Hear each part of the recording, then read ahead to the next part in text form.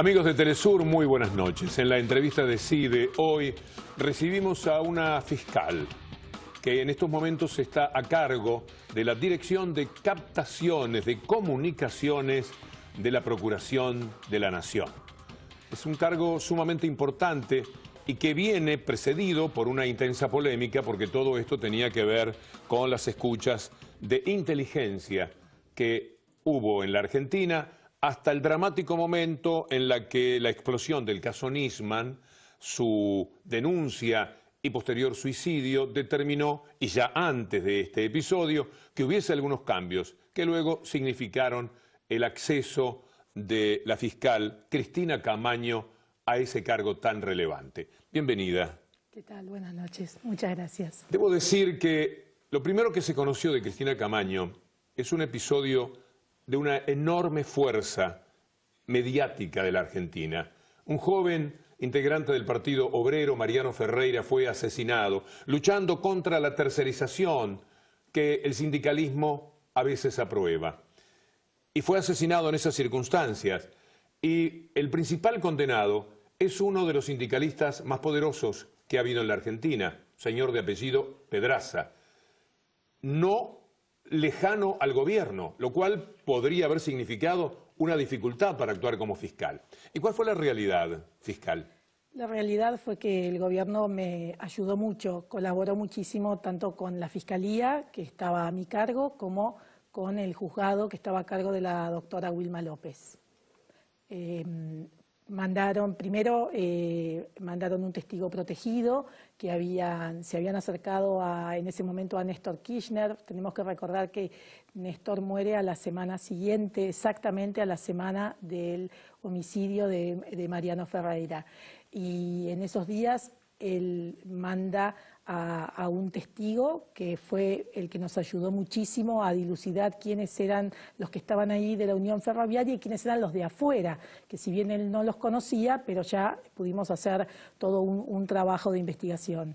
Y también en ese momento, bueno, las cosas de la vida, yo ahora estoy en el DICOM, en la Dirección de Interceptación, y en ese momento nos dieron las escuchas directas para que podamos estar bien al tanto, porque habitualmente cuando uno pide escuchas te dan para 30 días, 40 días, bueno, ahora en mi gestión no, es en el momento, pero en ese momento uno tenía que esperar mucho y no se podía esperar. Y entonces también el gobierno intercedió para que en ese momento la CIDE nos dé las escuchas en directo.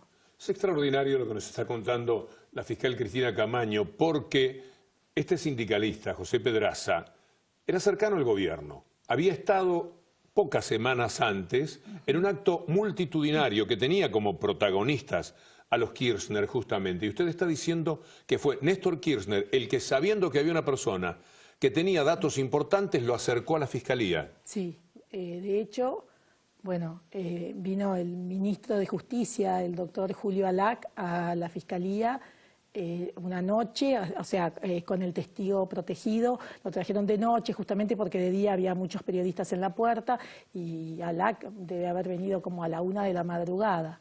Estábamos todos en la Fiscalía trabajando. Debo preguntarle si usted íntimamente se sorprendió porque, dada la relación del gobierno con el sindicalista, que le acercaran ese tipo de información. Sí, no solo me sorprendí, sino que al principio sospeché, o tuve un poco de decir, uy, me querrán manejar la causa me la estarán armando, como que... Pero bueno, la realidad fue todo lo contrario. De hecho, hay 14 condenados de los 16 que nosotros imputamos como Fiscalía y que también habían sido procesados por la jueza, incluidos 5 de la Policía Federal.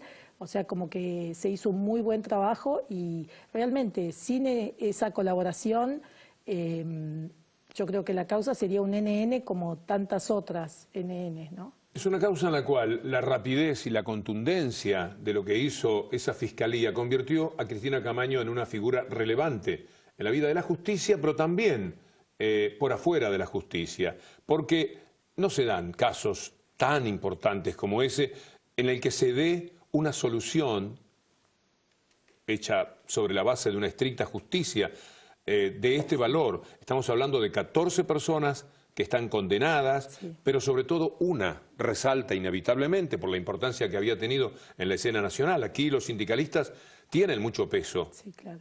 y este era uno de los... ¿Qué vino después para usted? Después vino el Ministerio de Seguridad con Nilda Garré. Se crea el Ministerio de Seguridad el 10 de diciembre y el 13 de diciembre me llama Nilda para ver si la quería acompañar. Yo no la conocía, la conocí ese día que fui al Ministerio de Defensa.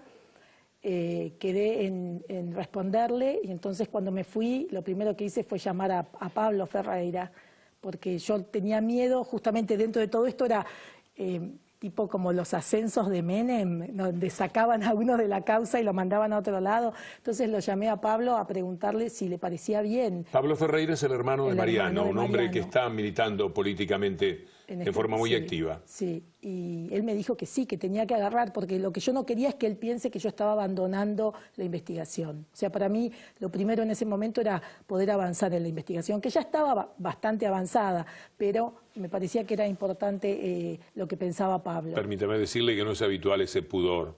Bueno, y después lo llamé al doctor Zaffaroni, también para consultarlo, y después llamé a mi jefe, que era el jefe de los fiscales, el doctor Righi. Y bueno, todos coincidieron en que me tenía que ir con Nilda, cada uno por motivos diferentes, pero todos coincidieron en que tenía que ir con Nilda al Ministerio de Seguridad. Debemos dar algunos saltos hasta llegar al cargo que actualmente tiene como fiscal, pero que parecería que es la mujer que puede escucharnos a todos. Esta es la fantasía que inmediatamente uno tiene. Sí. ¿Es así? ¿Cómo se actúa desde allí? Desde allí se actúa a través de un oficio judicial. Si no, no hay. De hecho, yo tampoco intercepto el teléfono. Son las prestatarias telefónicas las que interceptan los teléfonos a partir de una directiva, obviamente, que sale del DICOM, con unas firmas autorizadas y que a través de... A ver, el circuito sería, un juez manda un oficio a través de un fax.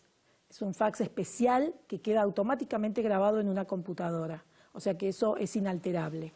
Y con eso nosotros hacemos el circuito, le avisamos a la prestataria intercepta, nos avisa que ya el teléfono se puede empezar a escuchar y nosotros grabamos. Grabamos o a veces son también online, ¿no? ¿Su cargo tiene alguna relación con el del célebre Estiuso? Es decir, ¿se parecen? Bueno, yo no sé lo que hacía Estiuso, yo sé lo que hago yo. Y nosotros, insisto, o sea, el ron del edificio es, bueno, acá se grababa por izquierda, o sea, se hacían distintos trabajos. Y nosotros desde que llegamos no encontramos nada de eso. ¿Y a quiénes se puede escuchar? ¿Cuáles son las escuchas legales? Prácticamente el 80% de lo que nos piden los jueces son causas de narcotráfico. O sea que lo que se está escuchando es eso. En total hay aproximadamente 3.600 escuchas hoy. Más o menos son 3.600. O sea, en un país que tiene más de 40 millones de habitantes, 3.600 es el 0,0, no es tanto. Pero sobre esas 3.600, yo obviamente estoy hablando de escuchas legales, ¿no? Eso tiene que quedar muy claro. El 80% prácticamente son por narcotráfico, ley 23.737. Después hay también un alto porcentaje, más de un 15%, donde el juez no informa, solo pone el número de la causa. Lo que a mí me beneficia, yo no quiero saber. Cuanto menos sé, mejor es para mí. Entonces me pone número de la causa y el teléfono a interceptar. Está la orden del juez, eso se valida la firma, salió todo bien, se hace la interceptación. Y después sí hay como un 5% del resto de los delitos. Qué sé yo, amenazas, secuestros, homicidios, prófugos, ¿no? ¿Se pueden escuchar políticos, periodistas, empresarios? Se puede escuchar lo que el juez disponga que se escuche. ¿Usted jamás toma la iniciativa de una escucha? No, para nada. Pero si de las escuchas directas, porque también hay varias maneras de escuchar. Una puede ser con el CD que se graba, pasan una vez por día y se llevan el CD. Yo de eso no sé lo que se está hablando, porque va una máquina que graba. Pero después tenemos policías que vienen con la orden del juez a un locutorio donde también escuchan y donde tampoco nos enteramos, y después sí tenemos un piso que es para escucha directa con gente nuestra, que es prácticamente o casi exclusivamente para secuestros extorsivos. Doctora, si usted tuvo el coraje infrecuente de hacer las cosas como para llevar preso a un hombre muy poderoso por un caso que en otras manos perfectamente pudo tener destinos distintos. ¿Por qué políticamente uno puede advertir que la combaten al haber sido designada para este cargo? Bueno, aparentemente el insulto es exfuncionaria kirchnerista. A mí me parece, para mí fue un aprendizaje incalculable lo que yo aprendí estando en el Ministerio de Seguridad, primero con Nilda Garrey y después 6 meses también con el doctor Puricelli. Pero tal la torpeza, tanto el egoísmo intelectual de no apreciar que si usted llegó a estos cargos tiene que ver con una actuación de una enorme independencia que pocas veces se ha visto en una justicia muy comprometida como está la justicia en la Argentina. Yo ingresé por concurso además, con la gestión anterior, no con la gestión de la doctora Gil Carbó. Bueno, ¿cuál es el margen siempre que usted tiene para defenderse políticamente de esto? Porque no puede estar todo el tiempo respondiendo a cierta agresión que se trasunta en sectores periodísticos. Habitualmente no respondo, la verdad no me importa, porque ideológicamente todos tenemos ideología. Lo que nos prohíben es estar afiliados a un partido político, pero ideología tienen todos los jueces votan, todos los fiscales votan, o sea, desde ese lado todos pensamos de alguna manera. Que por haber estado en el Ministerio de Seguridad, que haya quedado más cercana al gobierno, eso a mí no me impide actuar con imparcialidad al momento que yo tenga que hacer una acusación, estando en la Fiscalía, o si ahora me dicen que tengo que interceptar un teléfono y sea el de quien sea. Doctora, claramente. Que la mayoría de las escuchas tengan que ver con el narcotráfico implica que el problema es muy serio.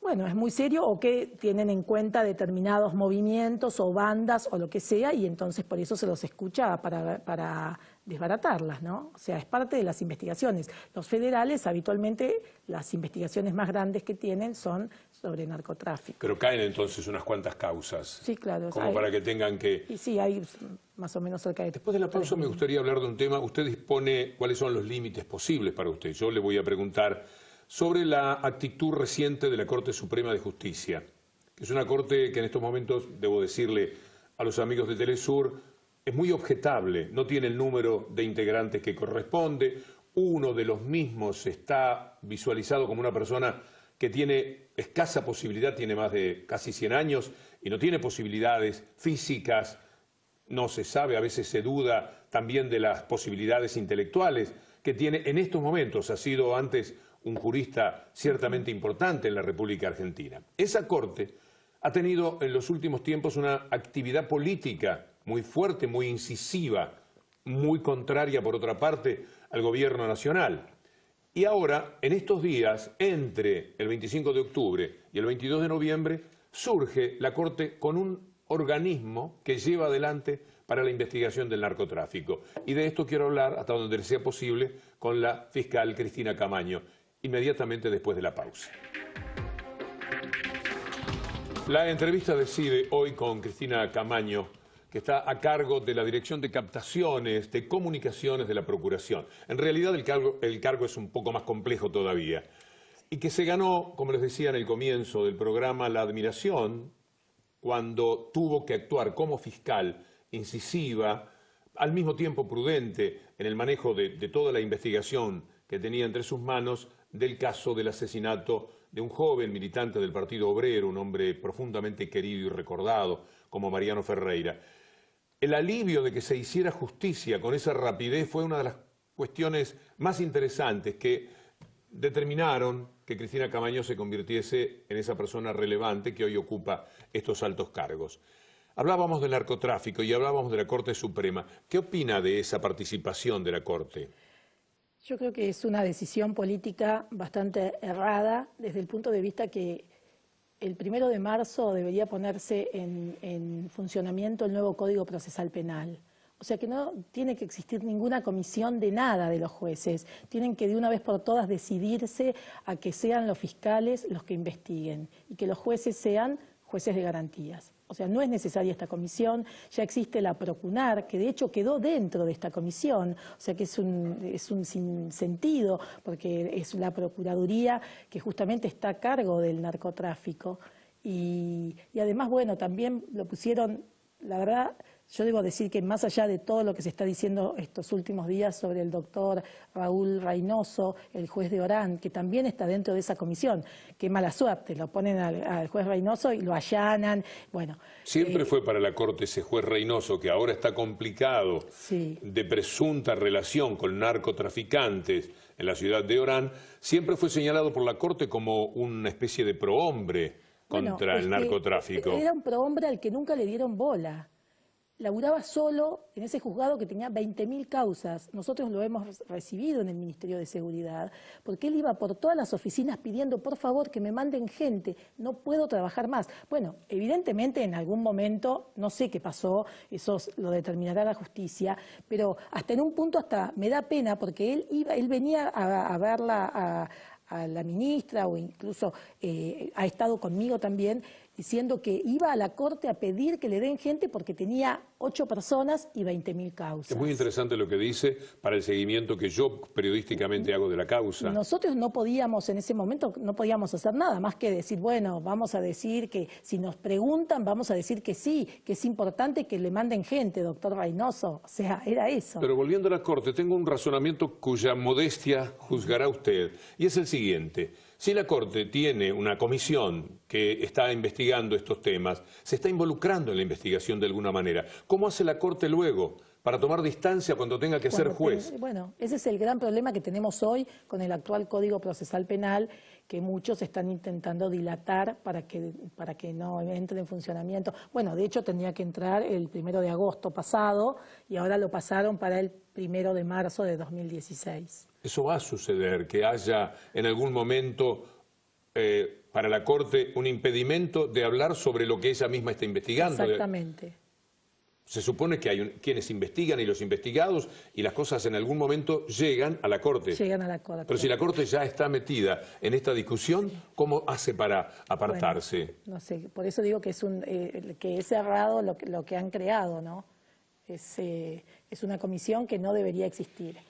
Usted ha estado cerca de una mujer que yo juzgo excepcional, porque la vi en soledad luchar contra la corporación mediática. Debe ser de las personas que más admiro en la Argentina, y le podría decir en cualquier sitio, es la Procuradora General Alejandra Gil Scarbó. Usted ha estado cerca de ella. Y también ella es una persona bastante perseguida y hostigada por sectores periodísticos. Ya no hay sectores periodísticos en la Argentina, son sectores políticos que trabajan de periodistas. Y ahora tenemos una pulseada ahí, que están amenazando, si gana la derecha, con que van a querer removerla. ¿Esto es posible? ¿Puede ocurrir? No, no es posible. No es posible porque si bien al procurador es el Ejecutivo el que digamos, lo presenta, lo tiene que votar el Congreso. Y esto se hace con las 2/3 partes. Y ella fue elegida por más del 92 o 93% en ese momento. Y por más que ahora cambie la composición, en el Senado sigue habiendo mayoría de lo que hoy es el oficialismo. Y ella necesitaría 2/3. Ella necesitaría 2/3 de cada cámara para ser removida. Pero se ve que están muy dispuestos, si efectivamente gana la derecha, a insistir por todos los medios que les sea posible. Es absurdo. Es como pedirle la renuncia a Lorenzetti o a la Defensora General de la Nación, porque el Ministerio Público es bicéfalo. El Ministerio Público es fiscal, el Ministerio Público de la Defensa. Y está Estela Maris Martínez y la doctora Alejandra Gil Scarbó. O sea, obviamente que no es lo mismo el rol de la defensa que el del fiscal, pero es como decirle a Estela Maris que también tiene que renunciar. Es una locura. Yo los veo tan insistentes y capaces de cualquier cosa, que van a ir por distintos lugares. ¿Pueden intentar un juicio político? Y bueno, sí, pero para eso tienen que tener ciertas pruebas, ciertas cosas que la verdad que no se da. Hasta ahora lo que ha hecho la Procuradora es una transformación maravillosa de lo que era el Ministerio Público Fiscal antes de su llegada. Ha creado procuradurías, direcciones, unidades fiscales, todo para colaborar con los fiscales que están actuando, los fiscales nacionales, los fiscales federales, y además para justamente colaborar con la implementación del nuevo Código Procesal Penal. La justicia en la Argentina está bajo una discusión que ya lleva años. Desde que apareció la ley de medios, empezaron esas discusiones en las cuales la justicia actuó corporativamente, oponiéndose a esa ley, hasta que al final no tuvieron más remedio que declararla constitucional, pero después siguieron apoyando a las corporaciones. Y esto ha provocado una escisión en la justicia. ¿Cómo se vive hoy día? Porque me imagino que se trabaja con colegas de uno y de otro lado, que han tomado posiciones muy distintas en el mundo de la justicia. Sí, igual, a ver, yo creo que cada uno sigue manteniendo su quintita. Esto recién se va a poder romper si entra en vigencia el nuevo Código Procesal Penal, en donde se va a tener que trabajar en grupos de fiscales, pero yendo puntualmente al tema de qué es lo que pasa, tenemos un grupo que no quiere ningún tipo de cambio, que quiere seguir manteniendo sus privilegios, y otro grupo que son los que queremos cambiar, los que queremos acercarnos a la comunidad, los que queremos democratizar la justicia. La justicia es el único poder del Estado que no ha sido democratizado, por más que llevamos más de 30 y pico años de democracia. Me inspira este comentario un libro de Sándor Márais, un gran escritor, que tiene entre sus libros uno que se llama La mujer justa. Impresionante, impresionante. Usted me provoca esa idea, Cristina, y quiero que haga una referencia en el final sobre sus sueños de cuando llegó a la justicia y el recorrido que ha hecho ahora. ¿Está a buenas con eso?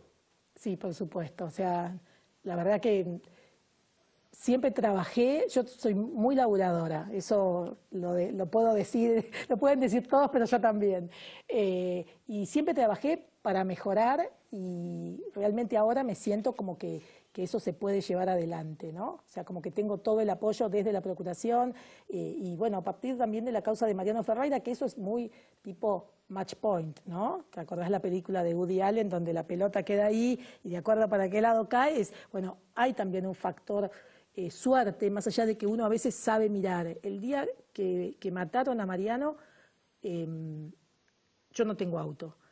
Entonces le pregunté a mi secretario, nos avisaron 1 hora y media después del homicidio, o sea, ya Mariano no estaba, ya era todo. Entonces le digo a mi secretario, ¿trajiste el auto? Le digo, es re lejos, por el riachuelo. Entonces me dice, no.